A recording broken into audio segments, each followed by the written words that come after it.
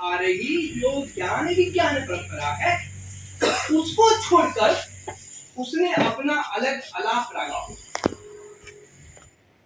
राजा राममोहन राय का ब्रह्म समाज, महाराष्ट्र का प्रार्थना समाज, टैगोर का पूरा शांति निकेतन का पूरा दर्शन, स्वामी विवेकानंद का पूरा जो राष्ट्रवाद की पूरी जिस दृष्टि को जो आज तक हमारे लिए काम की है, इन सबको अगर आप देखेंगे तो इन सब लोगों ने भारतीय समाज की पिछले हजारों लाखों सालों से चली आ रही जो ज्ञान विज्ञान की विविध परंपराएं हैं, विविध दृष्टियां हैं, उनको अपना आधार बनाकर दिया।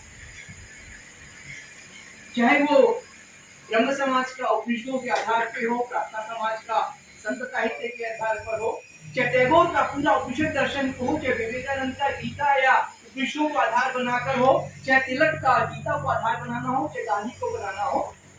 पर जब हम भारतीय ज्ञान परंपरा की बात करते हैं तो यहाँ पर ये विषय थोड़ा यहाँ तक सीमित नहीं रहता, क्योंकि एक अकेला गांधी है जिसने पिछले 250 वर्षों में इस हिंदुस्तान की 33 करोड़ उस समय की जनता के साथ अपने आप को एकात्म करते हुए इस देश की हर अच्छी बुरी वस्तु को समाहित करते हुए एक भारतीय दृष्टि देने की एक दृष्टि देने का पूरा सार्थक प्रयास। अब भारतीय ज्ञान परंपरा में बात करेंगे साइंस एंड टेक्नोलॉजी की, तो गांधी ने भारतीय ज्ञान विज्ञान परंपरा में जो साइंस और टेक्नोलॉजी की जो ट्रेडिशन है और जिसने इस हिंदुस्तान को सोने की चिड़िया बनाया था, वो आदिजन सोसाइटी, वो कारीगर समाज, वो हमारे कलाकार, उन सब की परंपराओं को पुनरुद्धार करते हुए आधुनिक समाज में उसका समावेश कैसे करना है वो गांधी दृष्टि देता है। वो रुक गए, लेकिन हिंदू धर्म के बारे में उनकी आस्था फिर भी बहुत प्रबल नहीं थी। और जब हिंदू धर्म के बारे में नहीं थी तो भारतीय परंपराओं के बारे में तो और भी उनके मन में ही भावना थी, क्योंकि वो 18-19 साल की उम्र में 10+2 वाली पढ़ाई करके इंग्लैंड पढ़ने चले गए, बड़ी अच्छी उम्र थी।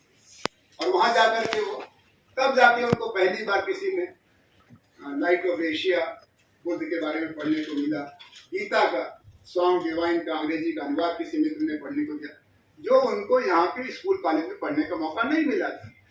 आज भी हम लोग वैसे ही करते हैं, बच्चों को पढ़ाते तो कस के हैं, लेकिन क्या पढ़ाते हैं ये हमको बाद में ध्यान आता है। तो लगता है कि बहुत सी मोदी भारतीय ज्ञान परंपरा पठनीय है, जानने लायक है, समझने लायक है। और ये उनको कैसे मालूम हुआ?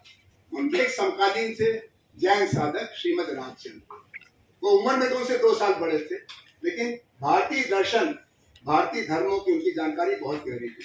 तो गांधी ने उनको कहा कि गुरु तो हमारे नहीं थे, लेकिन गुरु तुल्य थे, इन्होंने ही मुझे बार बार फिसलने और डूबने से बचाया। और श्रीमद राजचंद्र ने उनको पढ़ने के लिए बहुत सारी किताबें सुझाई।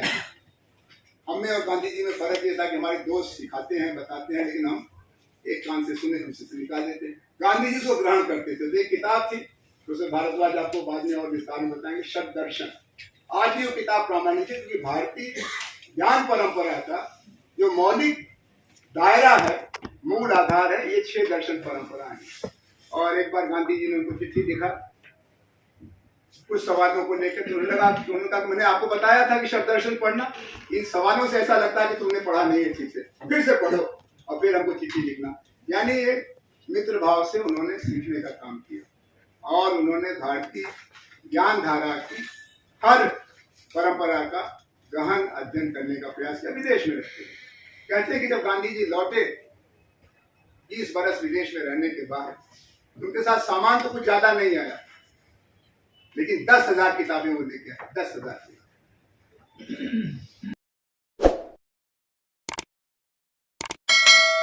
Subscribe now and press the bell icon.